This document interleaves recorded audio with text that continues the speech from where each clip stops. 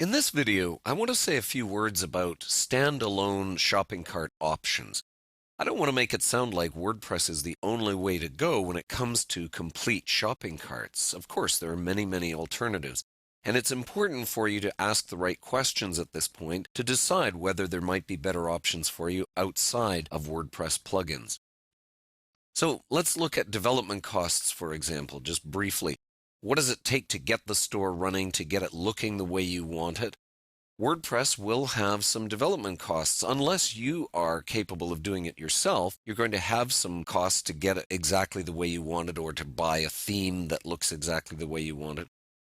Keep in mind, even with standalone shopping carts, where it's hosted on another server, say, and they've got their templates, you may still have to do some development costs there in terms of getting it to exactly the point you want it. Then there's the issue of ongoing costs. Of course, for many standalone shopping carts, there's going to be an ongoing monthly fee. And one of the attractions in WordPress is that you can get free plugins that don't have those ongoing costs. So maybe upfront development costs for WordPress are offset by the fact that you're not paying ongoing fees. So that's something to consider. The feature set. WordPress plugins have fairly sophisticated features these days, and they're getting better. But there are sometimes more features available on standalone shopping carts, and we're going to see that in a little bit. Especially on the marketing end of things, maybe you don't have the skills or the budget to do certain marketing elements. On WordPress, those may have to be done by you or someone else, whereas there might be a standalone shopping cart that has some marketing features built into it. Then there's scale and scalability. How big is your store right now? And how big do you think it might get? So if you've got, say, a couple of hundred products right now, that may be fine for a WordPress plugin. But if you're expecting to move to several thousand, that might not work as well on your particular WordPress installation or that sort of thing, right? So you have to look at the future as well when deciding whether to go with WordPress or a standalone shopping cart. Now let's take a look at some of the options here when it comes to standalone shopping carts. There's two basic ones, basically the same as with WordPress, right? There's a hosted version of WordPress, and there's a self-hosted. Hosted means it's on a separate server, and of course it's a paid feature on shopping carts, unlike WordPress.com. You're paying for the service. And then there's self-hosted standalone shopping carts, where you install the software like you do installing WordPress on your server. And in this case, there are paid and open source options when it comes to self-hosted standalone shopping carts. Let's take a look at some of these. Here's some hosted ones. These are some big players in the field these days, BigCommerce being one of them. They put a lot of emphasis on the fact that they've got sort of a turnkey solution. It's all in one. Everything's done for you. And again, that's got huge appeal for a lot of people. There is a pricing factor in all of this, right? There's a monthly ongoing cost. Here's an example of theirs.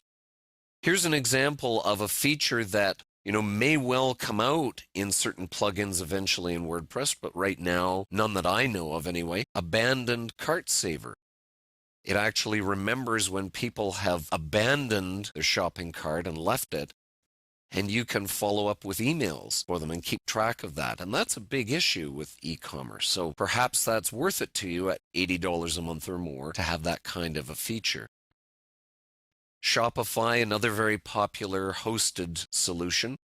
One of the things about hosted solutions is you don't have any concerns about security in terms of people wanting to enter information in an insecure browser. Some people don't like that. When you're on one of these, you don't have any of those issues. You don't have to worry about it. Volusion is another one. Here's their pricing plans here.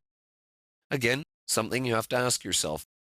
Now, when we talk about $60 a month, it sounds like a lot when you're thinking of WordPress, which is a free solution, an open source solution. But when you're in a business, $60 a month probably shouldn't be that much because you're selling products. So you have to really think about what it's going to cost you. Pinnacle is an interesting example of a hosted solution because it also has a standalone self-hosted version. You can buy it outright and install it on your servers, and then you've got to maintain it and so on. So that's one of the issues that hosted versions solve for you, is you don't have to maintain any of it. Then we turn to software that you install. So this is the self-hosted paid version of things. Magento is a very common one. Again, a lot of people talk about how much work it is to get a Magento site working and to maintain it. So again, you've got to think about the ongoing costs of it. Yes, there may be ongoing costs for a WordPress plugin that was open source and free to begin with, but you're still going to have some of those issues even with a paid software that may not have exactly the support you were expecting. And then there are open source solutions for standalone shopping carts, ZenCart being a fairly popular one. Again, a big learning curve to it. It's going to cost you to get a developer to come in and help you unless you can do that yourself.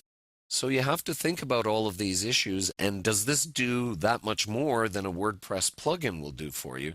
That's where you have to do the comparisons, do the math, and figure out exactly what it is that you need in WordPress versus a standalone shopping cart.